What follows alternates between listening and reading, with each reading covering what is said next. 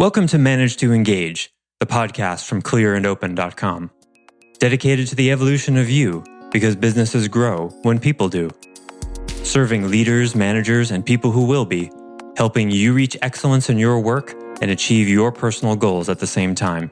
Sign up for the free course at clearandopen.com. So the real question is, what's in the way of curiosity? And the answer is curiosity's opposite, and that is fear. Because curiosity will take you on a journey that actually has nothing to do with you as you identify yourself to be, because at essence, curiosity isn't you. Hi, it's Joseph, and thanks for tuning in to Manage to Engage, the podcast from clearandopen.com. How many times have you heard someone say, curiosity kills the cat? That's the way our society depicts curiosity, that it's a risk. So even though we're born innately curious, society quickly teaches us to stop, or at least back it off a whole lot. As a result, we tend to overcorrect and transition from curious to fearful beings. That's how most adults operate. Chances are that's how you, listening to this right now, operate to some degree. But the simple fact that you're listening to this show means that your conditioning hasn't completely covered up your curiosity, and that's a great first step toward living a life with real curiosity. And you'll learn more about how you can start doing that in this episode. By the way, this series is taken from the final session of the Clear Thinking course, an epilogue that explores the importance of real curiosity and its role in how we think. If you want to take the extra time at home these days as an opportunity to start living your life more intentionally, more curiously, more intelligently, you can find the full 11-week coaching seminar at courses.clearandopen.com. I offer weekly member webcasts, online courses, and mentorship at clearandopen.com because it's my truth that with the right tools, anyone can eliminate the people, money, and time problems holding them back in business. And I share parts of these webcasts and courses on this show because I want to help you too. If you're enjoying the show and learning from it, I'd love your feedback. If you're listening to the show on an Apple device, all you have to do is open the podcast app, view the full description of this episode, and click the link to leave a rating and review for the show. Thanks so much for listening. Let's start the show.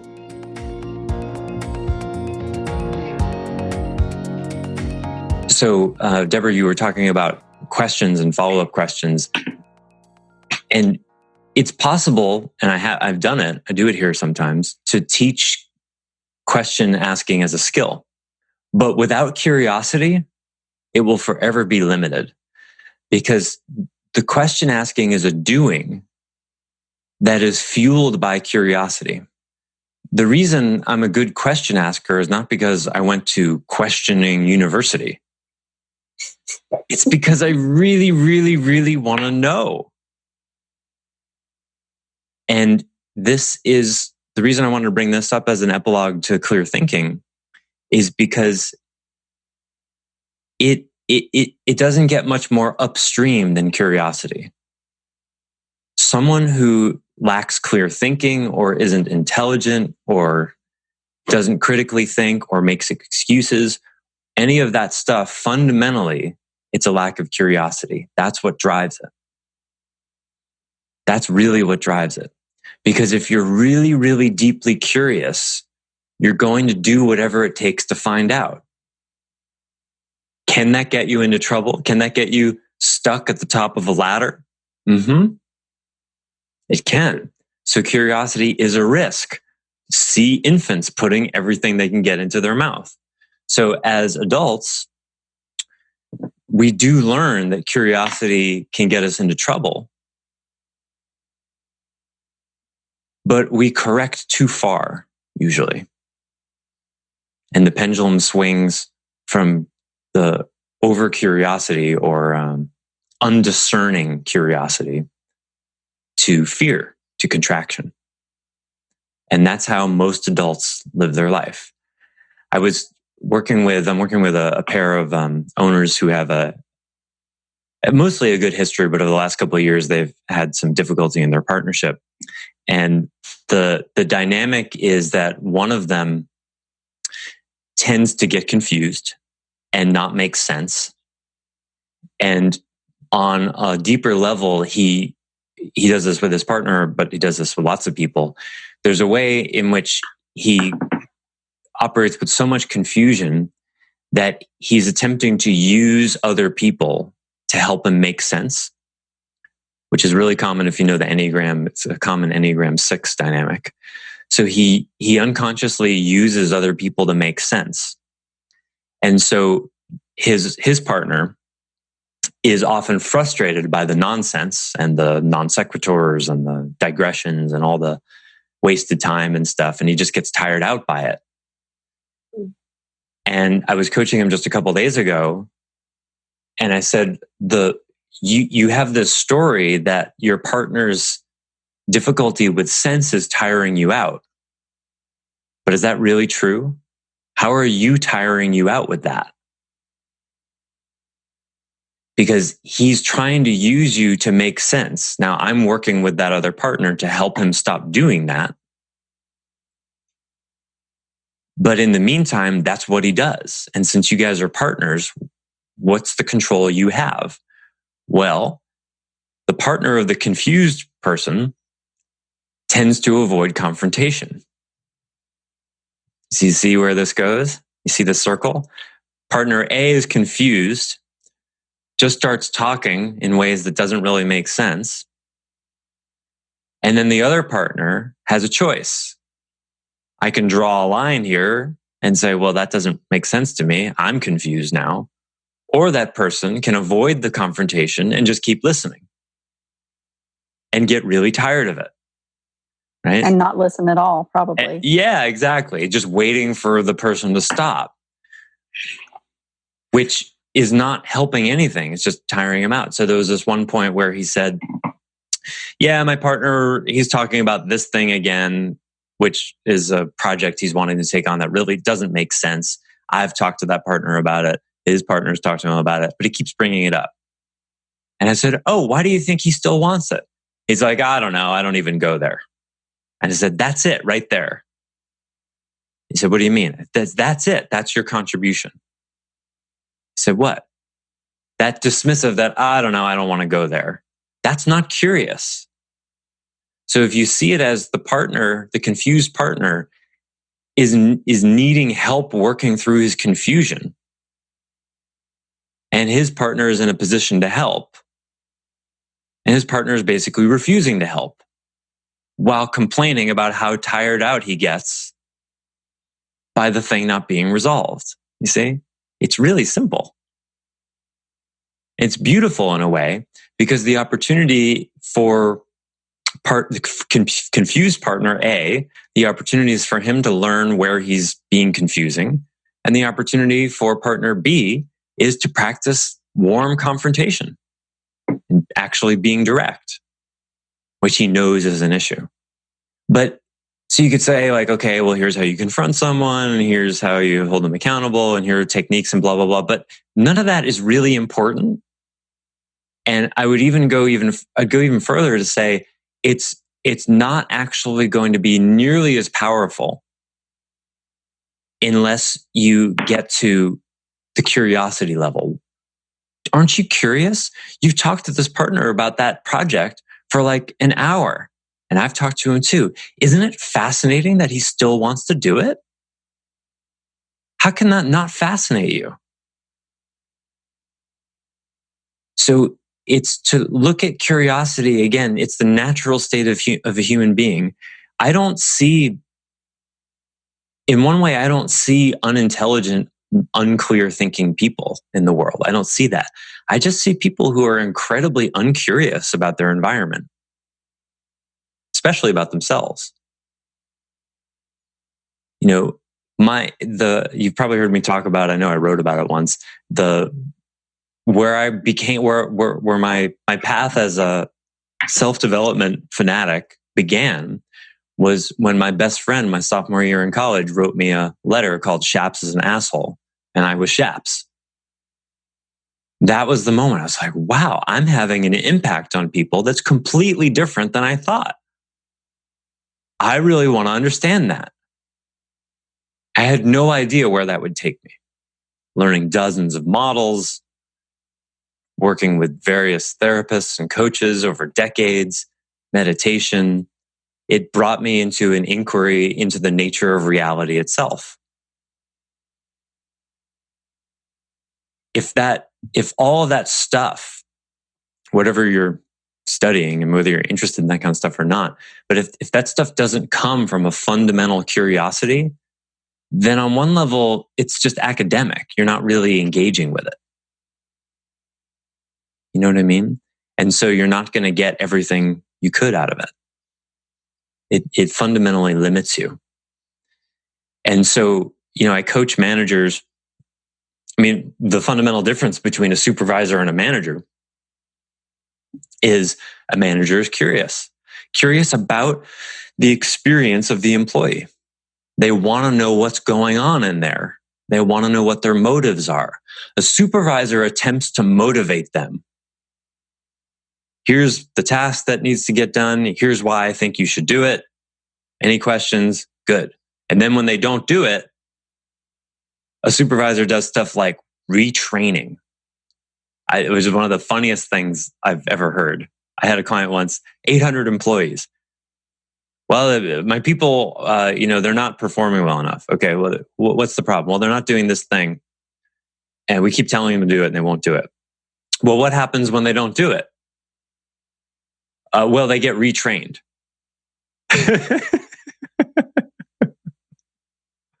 I go, well, is the problem that they don't know how to do it? No, they know how to do it. Then why are you training them again? Right? It's hilarious. Right? It's like, imagine like training your teenage son to do the dishes. Here's how you put the soap on the sponge and you get the water hot, and here's how you use the dishwasher. Got it.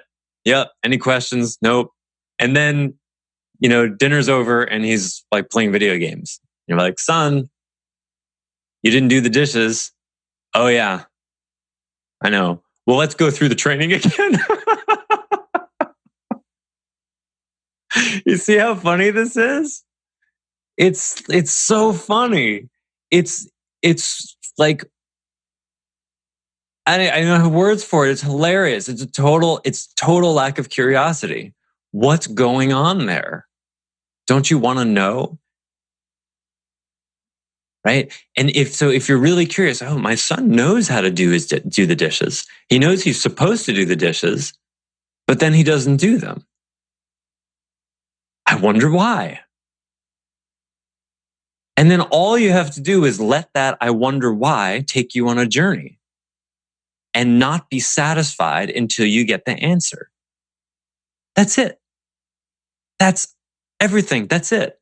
All of the tools and methods and, the models and nonviolent communication as a model, or psychology as a model, or management as a model, whatever, questioning, all of that you can use. There's lots of tools out there and you can learn them all. But if you don't have a fundamental curiosity to get to the bottom of why he doesn't do the dishes, then none of it matters, you see? Because you won't really use those tools. It's sort of like, having a 1,000 different kinds of shovels. But if you don't have the real desire to dig the hole down to 3 feet, then none of those shovels matter, right? I guess I need more tools. I need a different kind of shovel. Well, what's going on? Well, I got down 18 inches and then I got tired. Or I got bored. Or I started having these thoughts that maybe the hole wasn't worth it. Oh, here, try this shovel. Let me show you how to dig. You can do this thing where you put your foot on the back of the shovel. Try that. No, that will get you nowhere. Or, you might convince them to dig down to, 3 feet or whatever.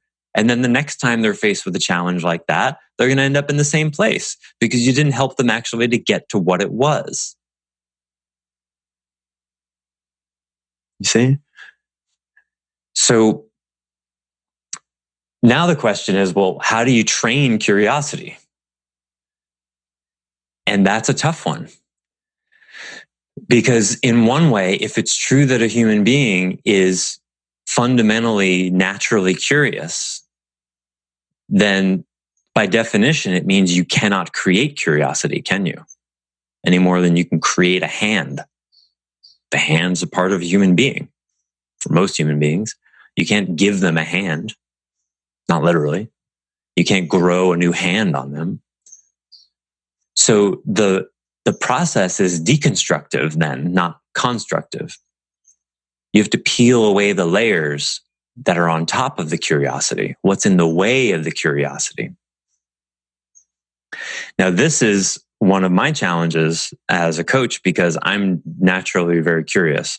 For those of you who know astrology at all, I have 4 planets in Gemini. And Gemini is the most curious type. I didn't understand this for a really long time. I just thought most people were just really boring and uninteresting and uncurious. I didn't realize that I had a natural gift for curiosity. I want to know stuff. And that's how I've developed most of the skills and knowledge that I've developed. It's just because I want to know. And so while my Gemini-ness definitely helps me with that, I still am convinced that it's a natural state of a human being because all you got to do is watch an infant. So the real question is, what's in the way of curiosity? And the answer is curiosity's opposite. And that is fear. Because curiosity will take you on a journey that actually has nothing to do with you as you identify yourself to be. Because at essence, curiosity isn't you. It's not part of your local personality because it existed in you prior to having a personality, right? A 3-month, or let's say a year-old infant doesn't have a personality yet, not really. They've got some glimmers of one. They don't have a sense of individuated self. They don't know their name. They don't know their likes, dislikes. There's not much personality preferences there. It's pre-egoic. And yet curiosity is there in spades, right? So if you really look closely at curiosity, you start to see that it's meta-egoic. It's bigger than the local personality. It's a force of nature. It's one of the governing dynamics of life itself. So when you engage with real curiosity, and I mean real curiosity, radical curiosity, it is a process of surrender. Because real curiosity doesn't give a shit about the needs, desires, hopes, dreams of your personality. It's bigger than that. It's an aspect of consciousness itself. And that's why 2 things. Why we're afraid of it and why it's so powerful. Because real curiosity will take you to places that you do not plan, that you do not wish for. In some cases, it will take you to places you don't even want. But because it's an aspect of life itself, it's always in your highest good.